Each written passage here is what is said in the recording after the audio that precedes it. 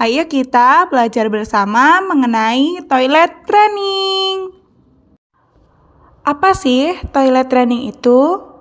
Toilet training adalah usaha untuk melatih anak agar mampu mengontrol keinginan untuk buang air kecil dan buang air besar dengan benar dan teratur. Proses ini membutuhkan pendampingan yang intensif terutama orang tua. Kebiasaan yang salah dalam mengontrol buang air kecil dan buang air besar akan berpengaruh terhadap kepribadian anak. Kapan kita harus mengajari anak toilet training? Efektifnya, toilet training dapat diajarkan pada anak mulai dari umur 24 bulan hingga dengan 3 tahun. Sebab, anak umur 24 bulan telah mempunyai kecakapan bahasa untuk mengerti serta berinteraksi.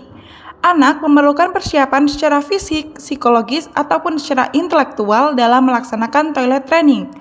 Serta diharapkan anak sanggup mengendalikan buang air besar dan buang air kecil. Selanjutnya kita akan belajar mengenai adab Islam di toilet. Yang pertama, hendaknya buang air di tempat tertutup. Yang kedua, dilarang buang air di sembarang tempat, seperti di air yang tidak mengalir, tepi jalan, bawah pohon, tempat berteduh, atau lubang tempat tinggal binatang. Yang ketiga, dilarang buang air dalam satu kamar kecil bersama-sama atau berdua.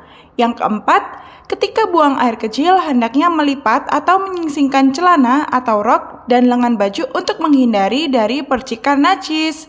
Yang kelima, berdoa sebelum masuk kamar kecil. Doa masuk toilet. Allahumma inni a'udzubika minal khubuthi wal khaba'ith. Ya Allah, aku berlindung padamu dari syaitan laki-laki dan perempuan.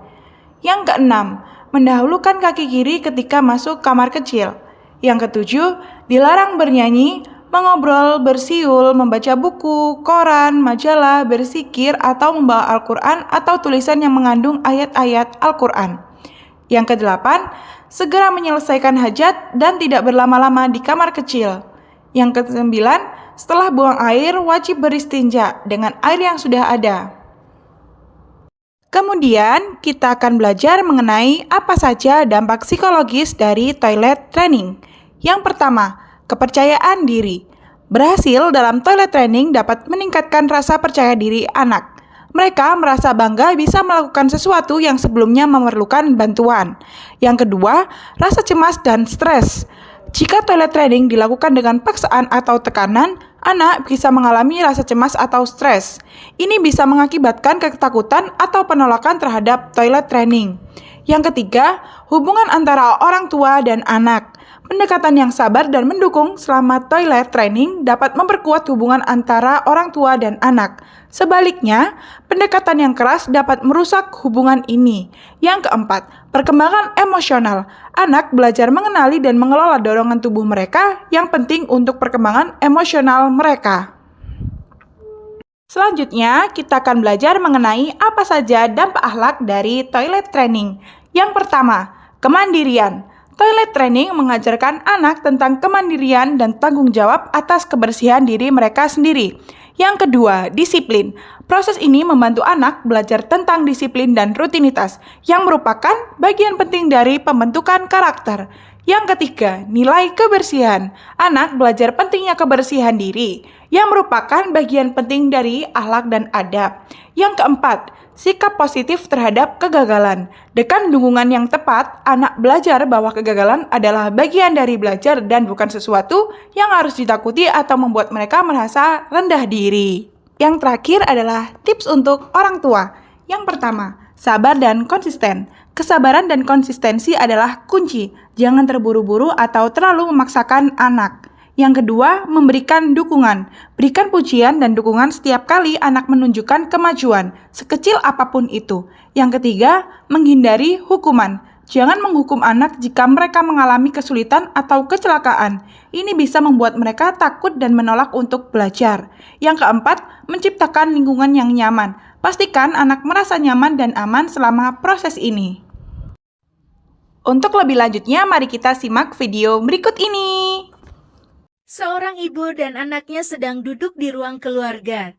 Ibu membacakan buku bergambar tentang toilet training dan sang anak mendengarkan dengan wajah penasaran. Penting untuk mengenali tanda-tanda bahwa anak mulai menunjukkan rasa tidak nyaman dengan popok yang basah atau kotor. Mulailah perkenalkan pispot. Pilih pispot yang nyaman dan menarik bagi anak. Sebelum masuk toilet, ajarkan anak untuk membaca doa masuk toilet. Allahumma inni a'udzubika minal khubuthi wal khaba'its. Jangan memarahi dan menghukum anak.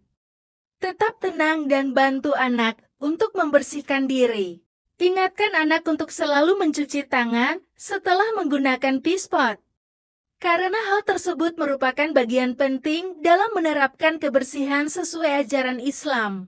Setelah selesai, ajarkan anak untuk membaca doa keluar kamar mandi, Ghufranaka. Dalam Islam, menjaga kebersihan adalah bagian dari iman. Dan mengajarkan anak toilet training adalah bagian dari mendidik anak untuk hidup bersih dan sehat sesuai dengan ajaran agama.